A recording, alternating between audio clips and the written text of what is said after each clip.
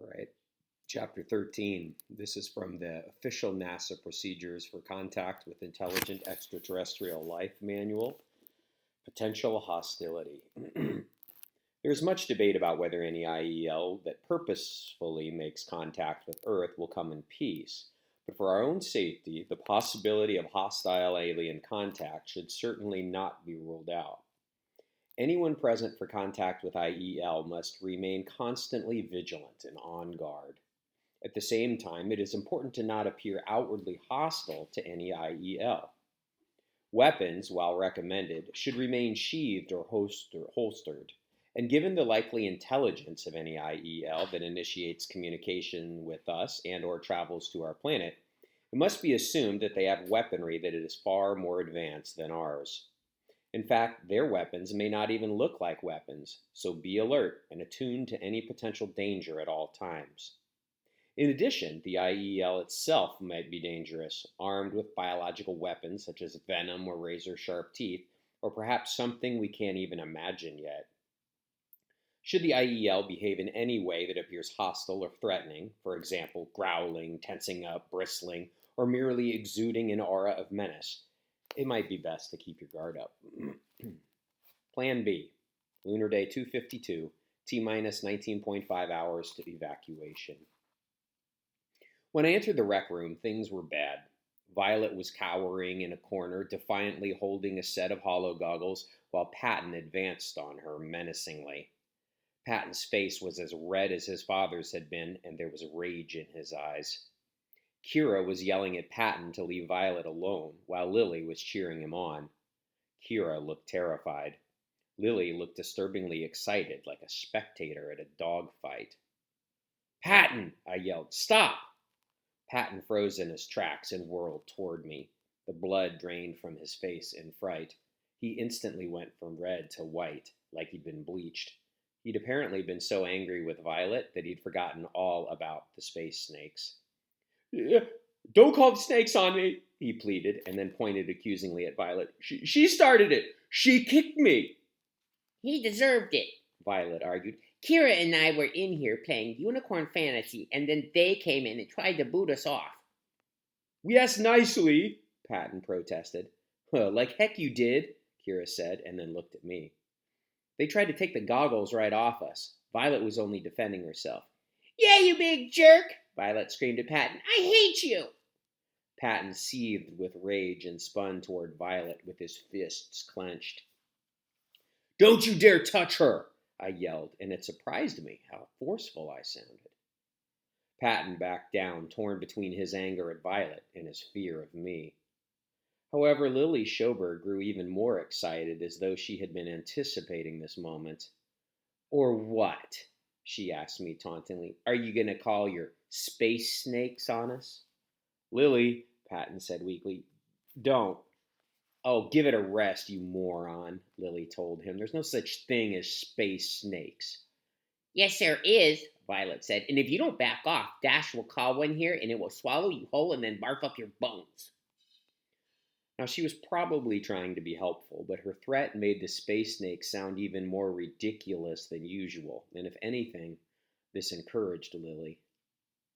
"All right, then," she said confidently. "Call 'em, Dashiell.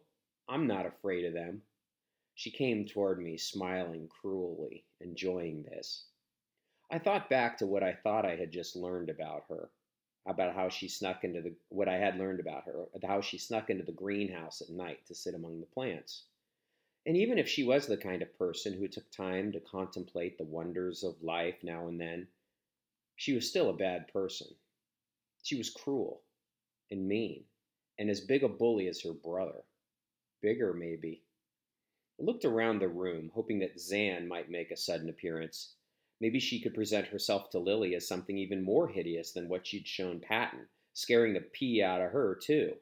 And then the Schobergs would finally leave the rest of us alone once and for all. Only Zan didn't show herself. We were on our own. "You should be afraid of them," I said, although the threat sounded hollow, even to me. "Don't tempt me." "Oh, you mean I shouldn't try to hurt you?" Lily continued toward me, her wicked smile growing bigger. Even though you cost us our comlink privileges? I didn't cost you those, I protested. You're the ones who broke the rules here. And you're the one who ratted us out to Nina, Lily snapped. The whole time we've been at this base, you have constantly been causing trouble for us. Me? I asked, backing away. You've been bullying me and everyone else since you got here.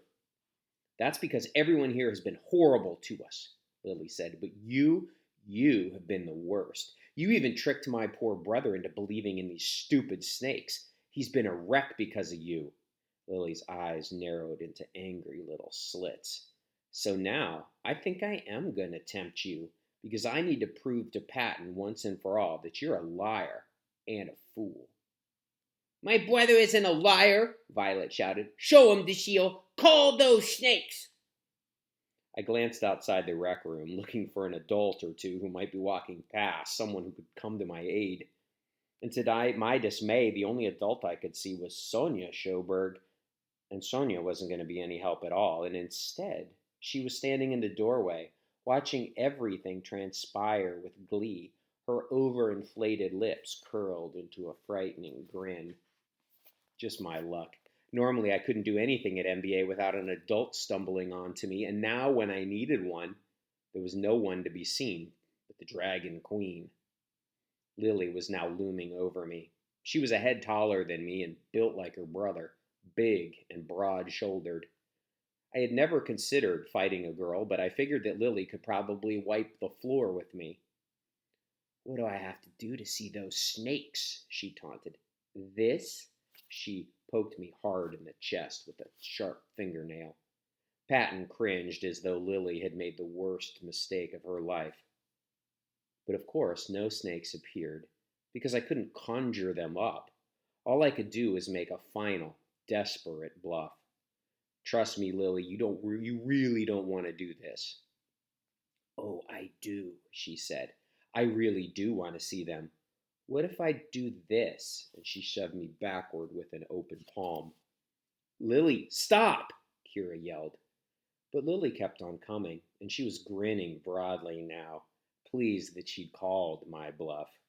Behind her, even Patton seemed to grasp what was now going on. Hey, he growled. There aren't any snakes, are there? You tricked me. Of course he tricked you, you idiot, Lily shouted. The snakes don't exist. This twerp can't defend himself against us, which means it's payback time. Now Patton grinned cruelly as well, his hands clenched into fists, and he stormed toward me. It seemed that he'd spent the last month building up hatred for me, and now it was all about to come flooding out. No, Kira yelled. Patton, don't! I tried to run, but Lily was already on me. She grabbed my arm hard enough to bruise it and held me there. Out in the hallway, Sonia Schoberg was watching intently, enjoying every second of this. Patton was almost on top of me, fire in his eyes.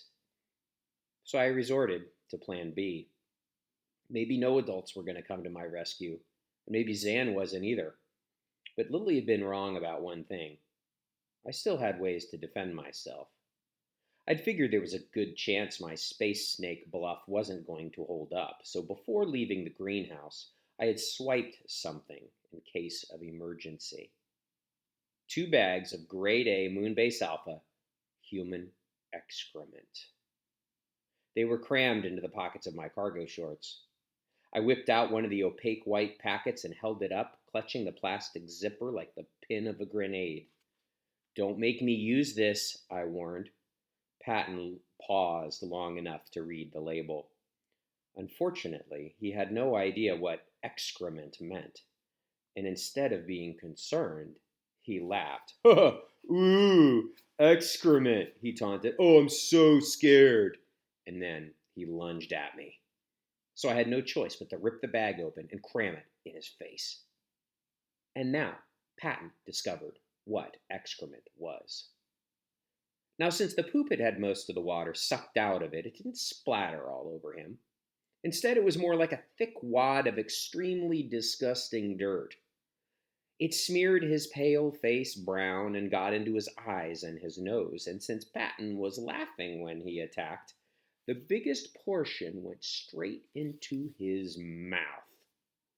He reared back, screaming in disgust, or rather trying to scream in disgust.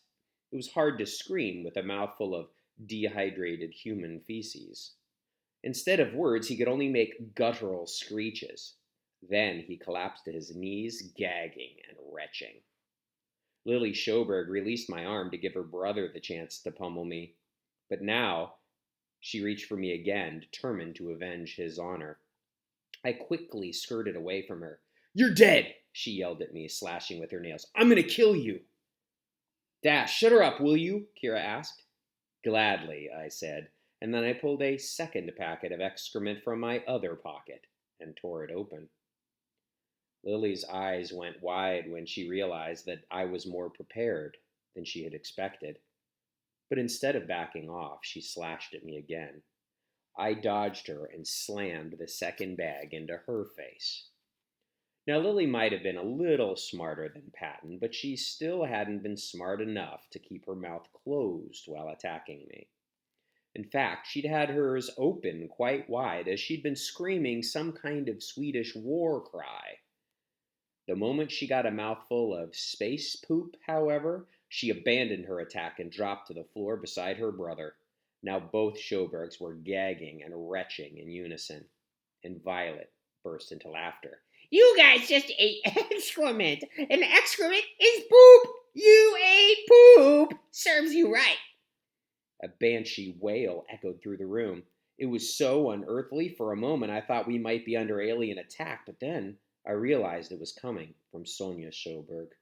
She was staring in horror at her children as they writhed on the floor, spitting and hacking up poop.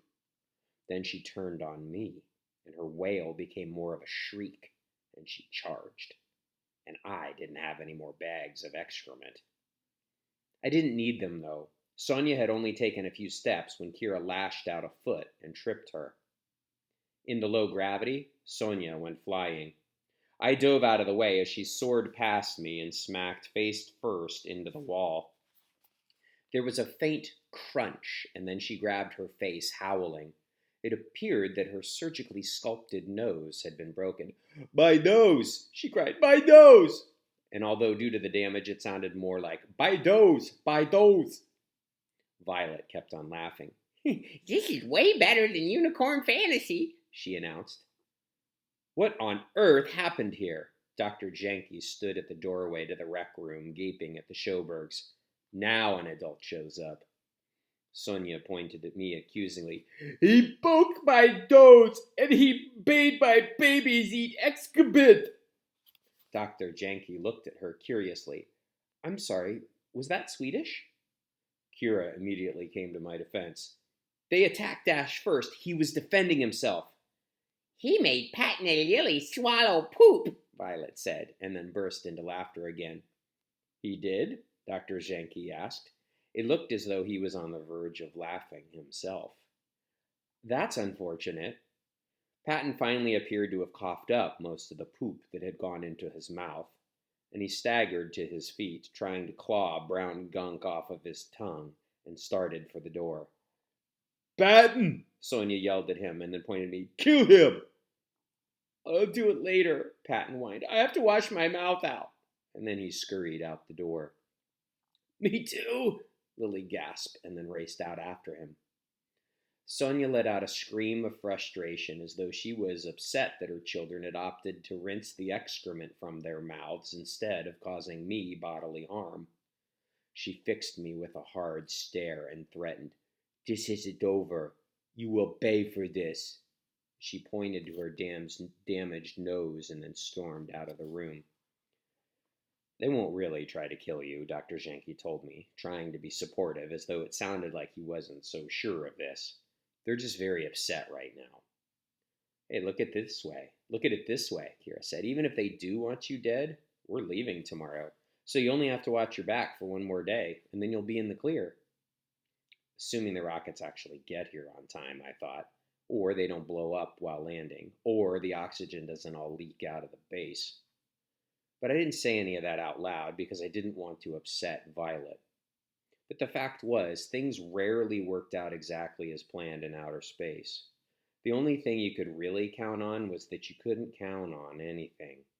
And then even if things did work out, and the rockets did come right when they were supposed to, that was still hours away, easily long enough for the Schobergs to try to get their revenge. Plus, Nina was still blackmailing me into helping her hunt for a killer, sending me into Chang's room to hunt for evidence against him, and then who knew what else. It seemed like there were plenty of ways that could go wrong as well. Overall, it was shaping up to be a pretty lousy birthday.